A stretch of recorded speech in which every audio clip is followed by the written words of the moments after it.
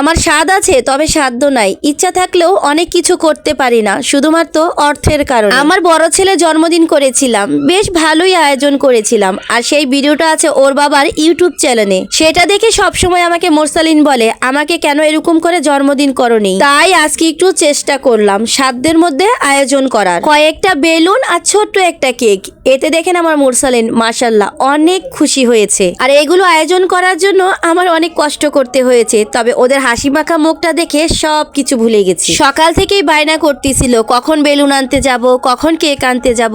2020 সালে 16ই ডিসেম্বর দিনটি আমার খুব খারাপ কাটে। মাদারীপুর থেকে ঢাকায় আসার জন্য সকাল 11টার দিকে বাসে উঠি, আর সে আমার বাসায় এসে পৌঁছাতে পৌঁছাতে রাত্রের 12টা লেগে যায়। রাস্তায় অনেক অনেক জ্যাম ছিল। সকালবেলা হসপিটালে যাই, অপারেশনে নেওয়ার পরে সেই রুম থেকে আমাকে বের করে দেওয়া হয়, কারণ মোরসালিনের হার্টবিট পাচ্ছিল না। 1 ঘন্টা অক্সিজেন দেওয়ার পরে আমি এই চাঁদ মুখটি দেখতে পাই। সবাই দোয়া করবেন আমার মোরসালিনের জন্য।